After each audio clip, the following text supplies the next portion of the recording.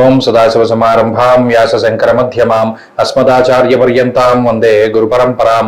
జ్యోతిష్ శాస్త్రాన్ని భావితరాల వారికి ప్రసాదించిన ఋషుల యొక్క పాదపద్మాలకి నమస్కారం చేసుకుంటూ, అలాగే నాకు జ్యోతిష విద్యను నేర్పిన గురువర్యులు జ్యోతిష బ్రహ్మ కీర్తిశేషులు శ్రీ ఏరంకి సూర్యనారాయణమూర్తి గారు, సూర్య శ్రీ దైవజ్ఞ గారి యొక్క పాదపద్మాలకి నమస్కారం చేసుకుంటూ, ఓం శ్రీ మహాగణాధిపతి నమః, శ్రీ గురుభ్యో నమః, హరి ఓం.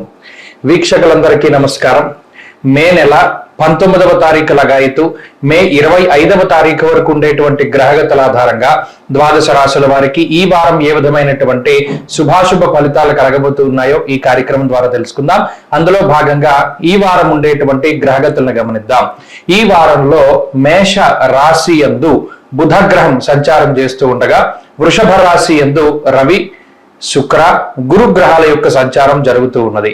అలాగే కేతువు కన్యా రాశి యందు, కుంభమందు శనేశ్వరుడు, మీనరాశి యందు రాహుకుజుల యొక్క సంచారం ఉండగా, చంద్రుడు ఈ వారంలో కన్యా, తుల, వృశ్చిక రాశుల యందు సంచారం చేయబోతూ ఉన్నారు.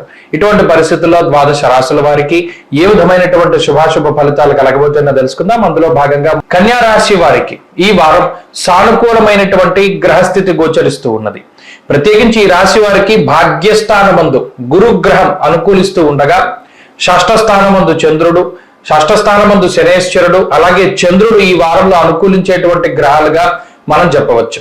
అయితే ఈ గ్రహాల తాలూకు ఆనుకూల్యత వల్ల ఆర్థిక పరమైనటువంటి విషయాలను కనుక పరిశీలన చేస్తే ఆర్థికంగా కన్యా రాశి వారి యొక్క పరిస్థితి మెరుగ్గా ఉన్నట్టే మనం చెప్పుకోవాలి.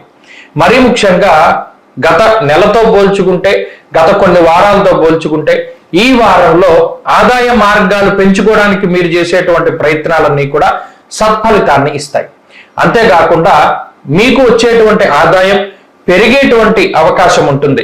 ఉద్యోగంలో కానీ, వ్యాపారంలో కానీ ఎదుగుదల, లేదా ఉద్యోగంలో ప్రమోషన్లు రావడం ఇత్యాది విషయాలన్నీ కూడా ఈ రాశి వారికి చాలా అనుకూలంగా ఉన్నాయి. కాబట్టి ఆర్థికంగా కొంత ఖర్చు ఎక్కువగా ఉన్నా కూడా దానికి తగినటువంటి ఆదాయం మాత్రం ఈ రాశి వారికి ఉంటుంది.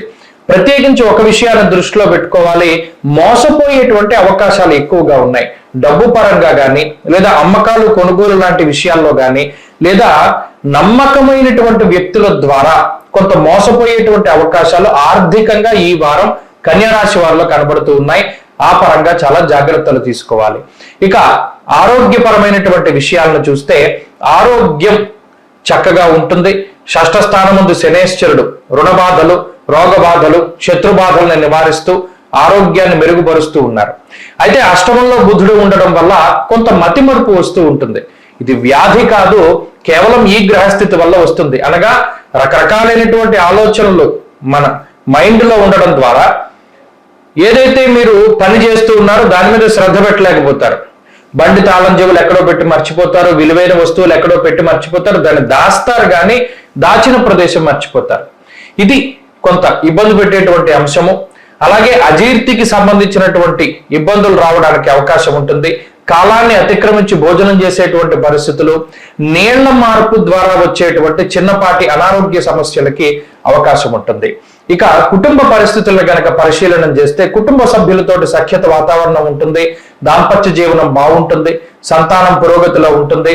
అలాగే కుటుంబ సభ్యుల మధ్యలో ఉండేటువంటి చిన్నపాటి విభేదాలు కూడా తగ్గుముఖం పడతాయి. ఇక వృత్తి ప్రవృత్తులు చాలా సానుకూలంగా గోచరిస్తూ ఉన్నాయి. విదేశాల్లోనూ స్వదేశంలోనూ వృత్తి ప్రవృత్తుల్లో చాలా చక్కగా లాభసాటిగా ముందుకు సాగగలుగుతారు. అలాగే విద్యార్థులకి కాలం అనుకూలంగా ఉన్నది. స్త్రీలకి కూడా గ్రహస్థితి చాలా అనుకూలంగానే గోచరిస్తూ ఉన్నది.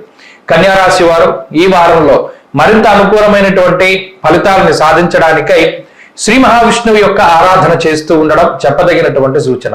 ఈ వారంలో కలిసి వచ్చేటువంటి రోజు శనివారంగా చెప్పవచ్చును.